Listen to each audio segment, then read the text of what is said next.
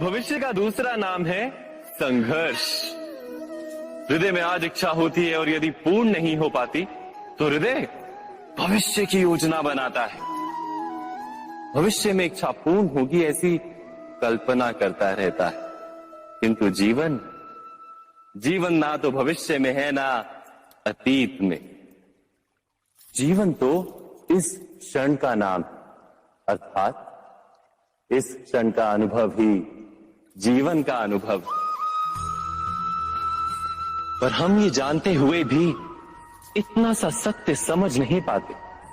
या तो हम बीते हुए समय के स्मरणों को घेर कर बैठे रहते, या फिर आने वाले समय के लिए हम योजनाएं बनाते रहते हैं और जीवन जीवन बीत जाता है। एक सत्य यदि हम हृदय में उतार लें कि ना हम भविष्य देख सकते हैं, ना ही भविष्य निर्मित कर सकते हैं, हम तो केवल धैर्य और साहस के साथ भविष्य को आलिंगन दे सकते हैं, स्वागत कर सकते हैं भविष्य का। तो क्या जीवन का हर पल जीवन से नहीं भर जाएगा? स्वयं विचार कीजिए।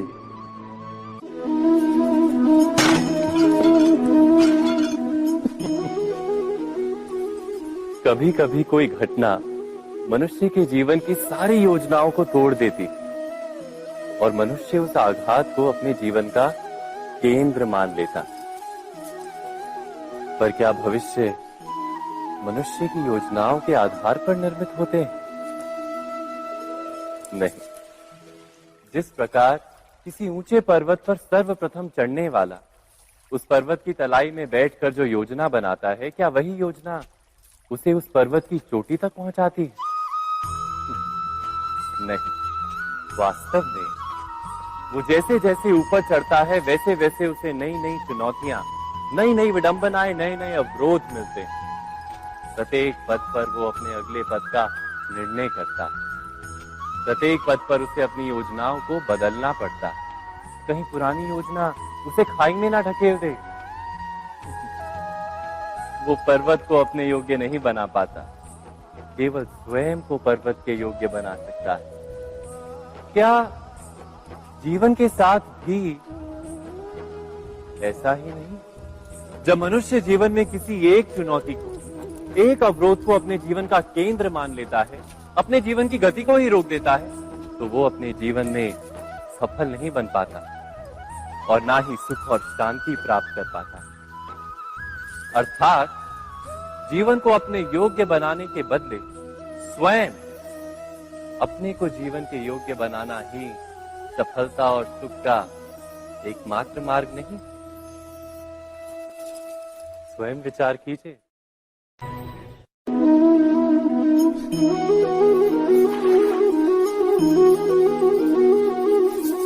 पिता सदा ही अपने संतान के सुख की कामना करते, उनके भविष्य की चिंता करते रहते। इसी कारणवश सदा ही अपने संतानों के भविष्य का मार्ग स्वयं निश्चित करने का प्रयत्न करते रहते। जिस मार्ग पर पिता स्वयं चला है, जिस मार्ग के कंकर पत्थर को स्वयं देखा है, मार्ग की छाया, मार्ग की धूप को स्वयं जाना है, उसी मार्ग पर उसका पुत्र भी चले, यही इच्छा रहती है हर पिता की। निस्संदेह उत्तम भावना है ये, किंतु 3 प्रश्नों के ऊपर विचार करना हम भूल ही जाते हैं। कौन से प्रश्न? प्रथम प्रश्न, क्या समय के साथ प्रत्येक मार्ग बदल नहीं जाते? क्या समय सदा ही नई चुनौतियों को लेकर नहीं आता? तो फिर बीते हुए समय के अनुभव नई पीढ़ी को किस प्रकार लाभ दे सकते हैं? दूसरा प्रश्न, क्या प्रत्येक संतान अपने माता पिता की छवि होता है? हाँ, संतानों को संस्कार तो अवश्य माता पिता देते हैं, किंतु भीतर की क्षमता तो ईश्वर देते हैं। तो जिस मार्ग पर पिता को सफलता मिली है, विश्वास है कि उसी मार्ग पर उसकी संतानों को भी सफलता और सुख प्राप्त होगा। तीसरा प्रश्न, क्या जीवन के संघर्ष और चुनौतियां लाभकारी नहीं होती? क्या प्रत्येक नया प्रश्न एक नए उत्तर का द्वार नहीं खोलता? तो फिर संतानों को नए नए प्रश्नों, संघर्षों और चुनौतियों से दूर रखना, ये उनके लिए लाभ करना कहलाएगा या हानि पहुंचाना?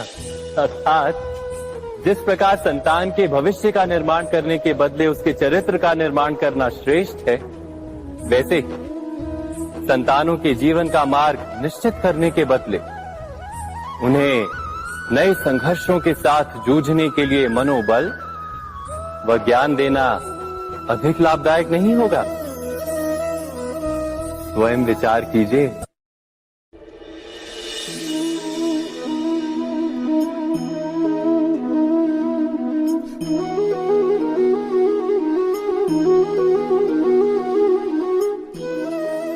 जीवन का हर क्षण निर्णय का क्षण होता है। प्रत्येक पद पर दूसरे पद के विषय में कोई निर्णय करना ही पड़ता है और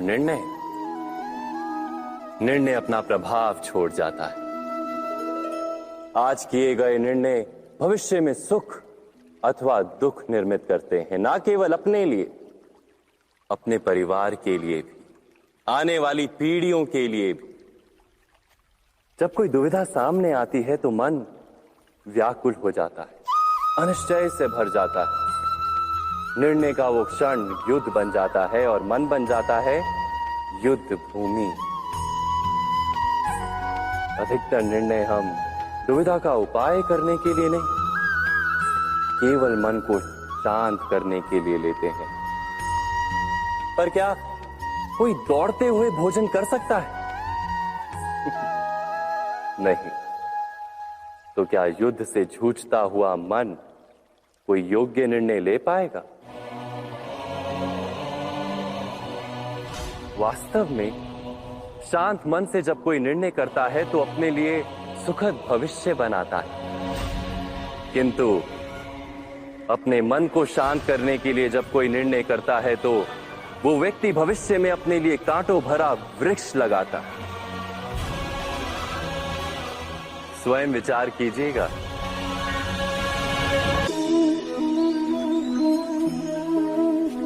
सबके जीवन में ऐसा प्रसंग अवश्य आता है कि सत्य कहने का निश्चय होता है हृदय में, किंतु मुख से सत्य निकल नहीं पाता। कोई भय मन को घेर लेता है। किसी घटना अथवा प्रसंग के बारे में बात करना या फिर स्वयं से कोई भूल हो जाए उसके बारे में कुछ बोलना, क्या ये सत्य है? नहीं, ये तो केवल तथ्य है। अर्थात जैसा हुआ था वैसा केवल बोल देना सामान्य सी बात है। किंतु कभी कभी उस तथ्य को बोलते हुए भी भय लगता है। कदाचित किसी दूसरे की भावनाओं का विचार आता है मन, दूसरे को दुख होगा ये भय भी शब्दों को रोकता है। तो ये सत्य क्या है? क्या हमने कभी विचार किया है? जब भय रहते हुए भी कोई तथ्य बोलता है तो वो सत्य कहलाता है। वास्तव में सत्य कुछ और नहीं, केवल निर्भयता का दूसरा नाम है। और निर्भय होने का कोई समय नहीं होता, क्योंकि निर्भयता आत्मा का स्वभाव है। अर्थात क्या प्रत्येक क्षण सत्य बोलने का क्षण नहीं होता?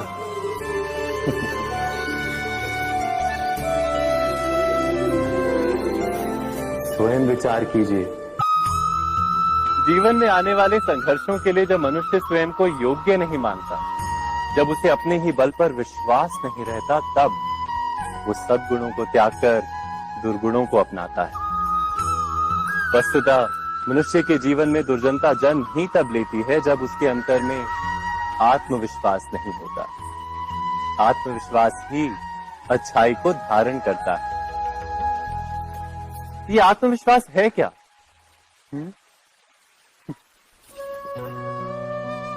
जब मनुष्य ये मानता है कि जीवन का संघर्ष उसे दुर्बल बनाता है, तो उसे अपने ऊपर विश्वास नहीं रहता। वो संघर्ष के पार जाने के बदले संघर्ष से छूटने के उपाय ढूंढने लगता है। किंतु जब वो ये समझता है कि ये संघर्ष उसे अधिक शक्तिशाली बना दे, ठीक जैसे व्यायाम करने से देह की शक्ति बढ़ती, तो प्रत्येक संघर्ष के साथ उसका उत्साह बढ़ता है। अर्थात आत्मविश्वास और कुछ भी नहीं, मन की स्थिति जीवन को देखने का दृष्टिकोण मात्र है, और जीवन का दृष्टिकोण तो मनुष्य के अपने वश में होता है। स्वयं विचार कीजिए।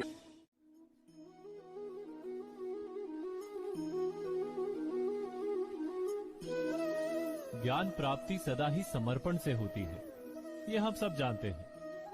किंतु समर्पण का वास्तविक महत्व क्या है? क्या हमने कभी विचार किया?